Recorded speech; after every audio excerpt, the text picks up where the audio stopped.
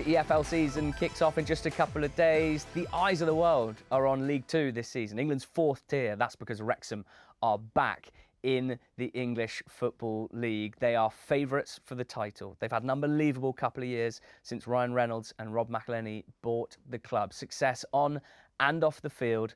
Favourites for the League Two title, but should they be? I've got Thogden, I've got George Elek, my co-host of the Not the Top 20 podcast. We're going to get into it here. What's your instinct saying? Will Wrexham win promotion this season, back to back? I believe they will. I'm going to be defending them. And my reason number one is actually because they haven't splashed the cash like people would have expected them to do at the start of the summer. Instead, they've focused on the squad that they have and believe in the players that they have, enabled like the likes of Ben Foster, that's the best keeper in League Two, brings experience in the dressing room. But not just that, their defenders, they've gone and signed, they've made one signing with experience, a player in Will Boyle who got promoted with Cheltenham in League One, and he played at Huddersfield, so he's got championship experience. And then they've got more centre-backs like Hayden, who are younger, breaking on. And I just feel like got enough quality defensively to be able to maintain what they already have. I don't feel like they needed to go out and spend more money. Paul Mullin, of course, he's got a little bit of an injury, but he's going to be able to come back after the first few games. And let's not forget, he got 36 contributions the last time he was in League One with Cambridge. So as long as everything fits around them with, you know, Barney and Lee and Cannon, who are also players that I think are able to play at a League Two level, I'm pretty confident in the team they have already. But I think the issue I've got there is that this wasn't the summer that they necessarily wanted. So you look at the business they've tried to get done. Nick Powell, for example, is going to be one of the best signings in the league this season going to Stockport. The rumours are that Wrexham were in for him as well and didn't get him. You then look at what they've done this summer. Like, fair play to them. They've got to go and you know, see their fan base over in the States. They've gone on a pre-season tour. They're still there, I think. They're still there. Season starts in 10 days. Like, it's crazy. It doesn't feel like the processes in order to be ready for this next up and coming season are necessarily there. I talk about the other signings teams have made, you know, like Notts County, who were just behind them last season. They've gone and got David McGoldrick, who was one of the best 5 players in League One last season, playing in League Two.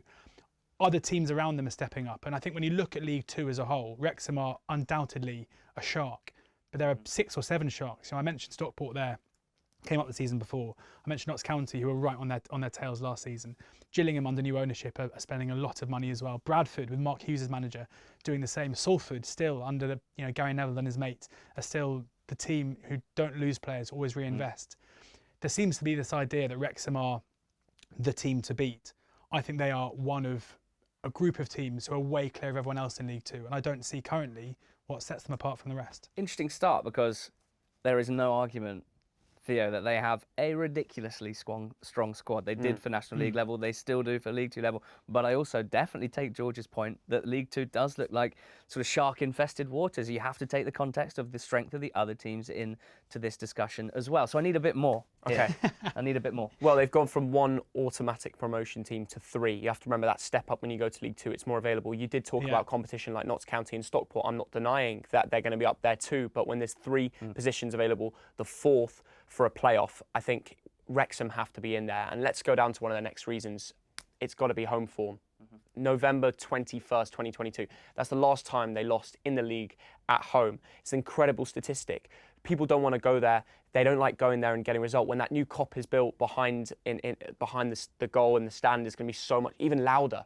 So I think I'm very excited by the fan base and how much noise they create and how good that home record is. And I don't think it just goes down to, because Netflix are there. And I think actually, I genuinely believe it's a difficult place to go and the fans are really getting behind them. So I totally. I think in terms of the environment that Rob and Ryan, I say as if they're my mates, have created at the club is absolutely incredible, and they've done amazing things for the town, for the fan base. You know, it's a good news story. But you have to go back to 2016, since the last team who got promoted out of the National League went up into League One immediately. That was Bristol Rovers, who went back to back, and they'd been relegated the season before as well. So they were basically a League Two club who did it twice. And when you consider that Salford, after they came up, were immediately pre-season favourites, and they still haven't managed to get up. You think of last season, Stockport were pre-season favourites, were unable to do it themselves. It feels like people maybe underestimate how difficult it is to be a dominant National League team and then come into League Two and tear it up. And this season especially, I think, for the reasons mentioned, is the hardest of all of them. So I think if Phil Parkinson, that's another thing where even though Parky's done an incredible job so far, I think given the reach that the owners have and the fan base and everything else, it wouldn't surprise me if in not that long. They're looking for maybe a glitzier name to head it up, which could be difficult too. But if Parky does take them up this season, in my mind, he'd have done an unbelievable job, not just this is what we should expect because it's Wrexham. And not just an unbelievable job at Wrexham, but also at Bolton Wanderers when we had financial issues and got relegated from the Championship. He brought us the first season back up in League One.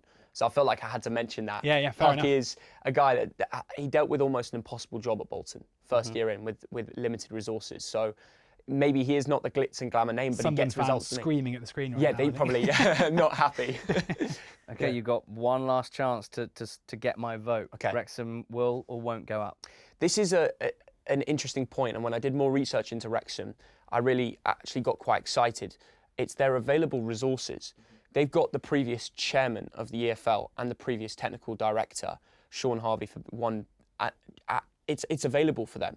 And the great thing about that, why does that help them? Well, if they need to communicate with another EFL club on a signing, or someone gets injured and they need to bring someone in January, or they've got a problem at the club, they can assess it straight away. They can get the right contacts as soon as they need it to come. Now, why is that interesting? Well, they're entering the EFL, they're going into League Two, and I think they've got the right people in the boardroom. Because people just talk about, like you said, the Netflix crew, but I actually think in terms of who they have making the decisions, that club is in the exact right place for League Two. And it's an interesting point. It's different to other clubs, so I think it will definitely help them. Yeah, I think I can see what you're saying there. I do wonder, we saw last season them, leading the campaign around streaming in the National League, and it was very popular within the clubs down there. But there is an element here where we know that this is a commercial opportunity for the owners. We know that they are already have a massive global fan base. We've seen the documentaries, we've seen the way they're trying to market the club. And I do wonder if that could end up being a bit of a distraction. You talk about Sean Harvey and the rest of the people in the back end, but when I look at a team like Notts County, who have proven over the last couple of years they have a very, very clever way of using data in order to recruit players. You look at Stockport and their recruitment model over the last couple of seasons. It felt to me like Wrexham's advantage last season was that because of their financial clout and who they were able just to go and pluck players who were clearly League One players or League Two players because of their pull. I'm not necessarily sure they now have that. We haven't seen them go to the Championship. I mean, Will Boyle, for example, is a great signing. He went to Huddersfield, a struggling Championship side, and couldn't really get in the team. His level is probably somewhere, middle of League One. So, we've got another 6 weeks to the window. If we sat down on September the 2nd and they've brought in 5 Championship players, I might be saying something very different. But right now, I wouldn't be hanging my hat on a Wrexham promotion, no. Well, good arguments on both sides, very well reasoned and friendly as well, which is always nice to see. I have no idea, but I'm really looking forward. Let the comments decide. To seeing what happens. What do you think? Do Wrexham go straight Am I allowed up, back into America? To back? Get in those comments. I don't want to just know whether you think they will or they won't, but I want to know why as well. There's plenty of interesting arguments on both sides. The EFL season kicks off in just a couple of days. You can watch live games every single week on Sky Sports, including some of Wrexham's games in League Two this season. Make sure that you do that and make sure that you like and subscribe to the channel. Thanks for watching.